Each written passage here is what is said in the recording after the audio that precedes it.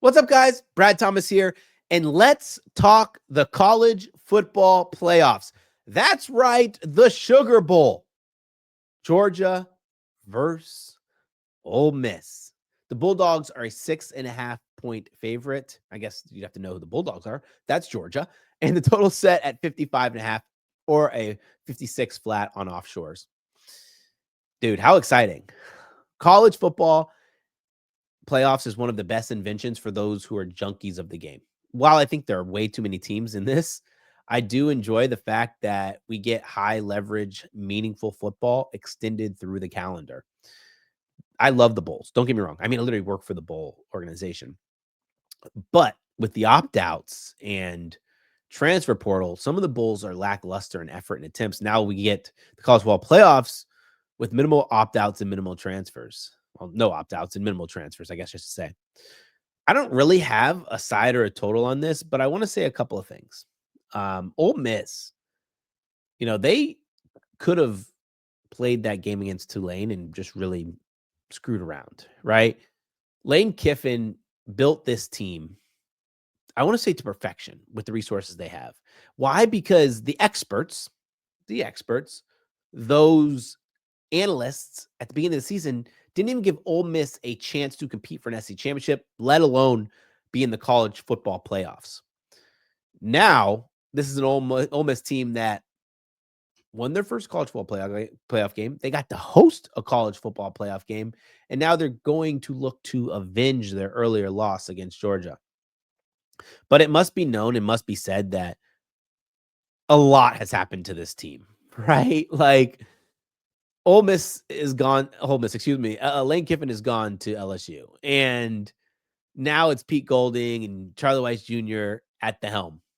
Weiss will be leaving as well, but Pete Golding, no offense, former Alabama defensive coordinator, he is not the game planner, the strategist, or the adjuster that Lane Kiffin is. And unfortunately for Ole Miss, they're going against probably the best college football adjuster in Kirby Smart, especially at halftime adjustments. But shout out, man. I just got to keep shouting out this Ole Miss team because even they faced adversity through the middle of the season, right? When Simmons went down and Trinidad Chamba stepped in and was freaking amazing. He was a guy who was thought of as a potential quarterback to get invited to New York for the Heisman ceremony. I think that, this game is going to be won in the trenches, and you have to go advantage Georgia. And Ole Miss gave Georgia a lot to think about in that first half. But Kirby Smart, like I said, best halftime adjuster, came back, stormed back, won the game between the hedges. This game will not be played in Athens, though, right? They will not have 100% of the crowd boosting them up. But this Georgia team is much different than they were at the beginning of the season. Like Kirby Smart says, you just have to focus on getting better every day.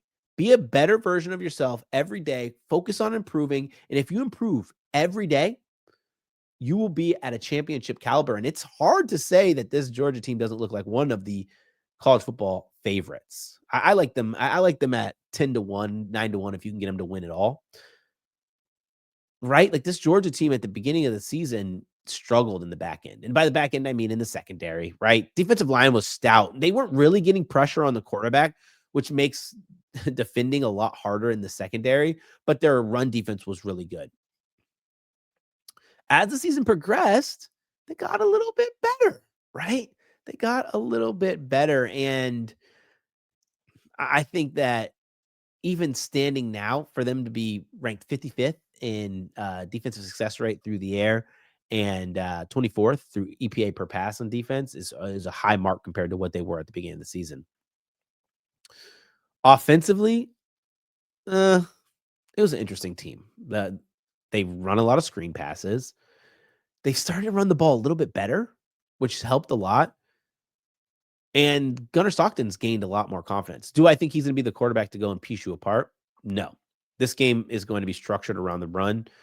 This team is structured around the run and screen passes. Now, when I think about this game in terms of the 6.5 point spread, I don't know if I want to go all the way Georgia. But my problem is we just saw Georgia take the life out of Alabama. It was a get-back game. Alabama beat Georgia, ended their home streak. Georgia wanted that game. They circled that game when they found out Alabama was going to make it to the SEC championship. The Crimson Tide, and I love my Tide, can make any excuse in the book, right? They were down 10 starters. They were banged up. Doesn't matter. Deep. They have depth. Georgia just took the life, snatched their souls, and gave them nothing to work with.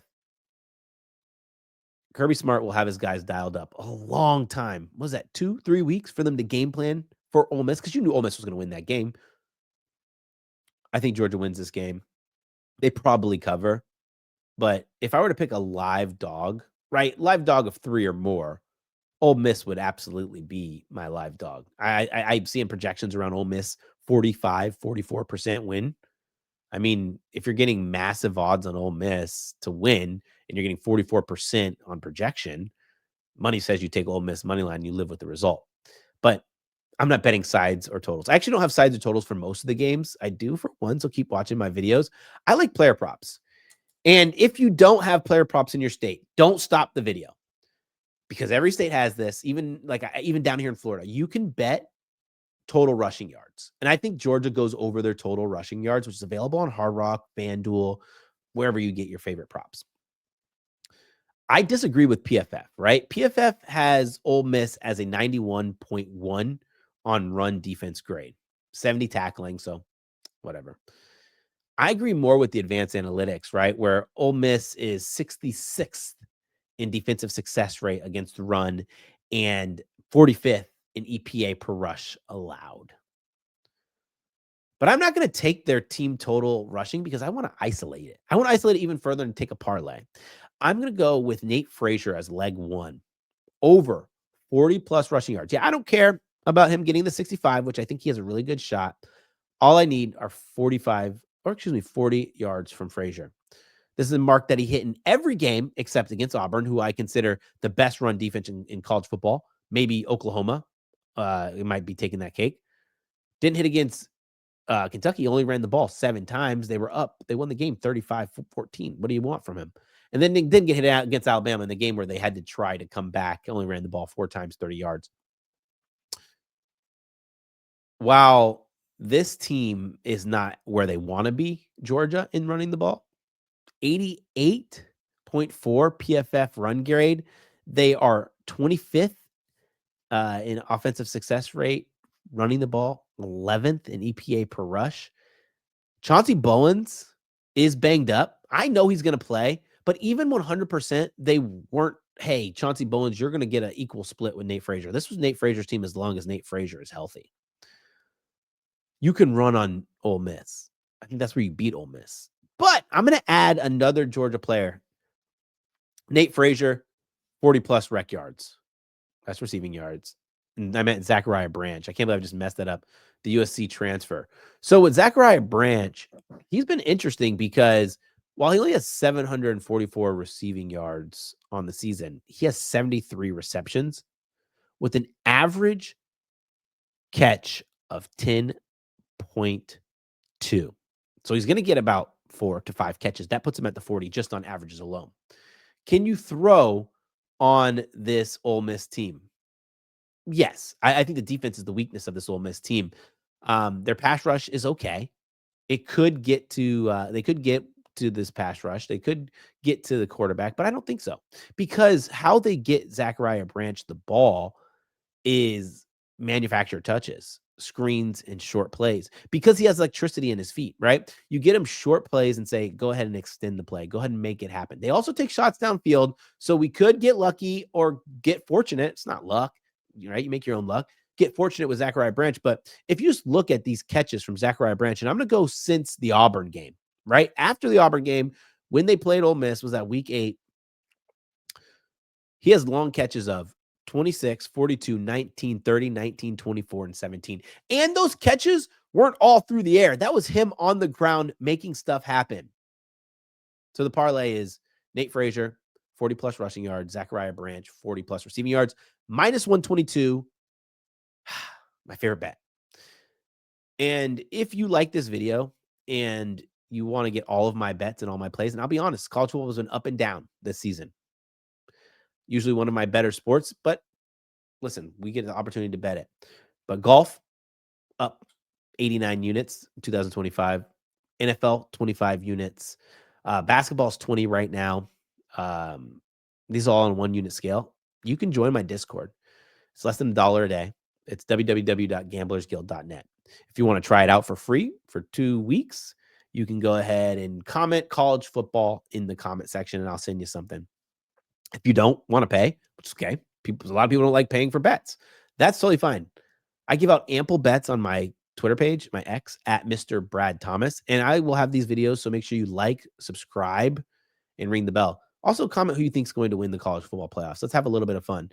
If you like these videos and you want me to keep doing them, let me know, or share them with your friends and have them let me know. But either way, you can find me on TikTok at lord.blt, on X at Mr.BradThomas, on Instagram at obrad.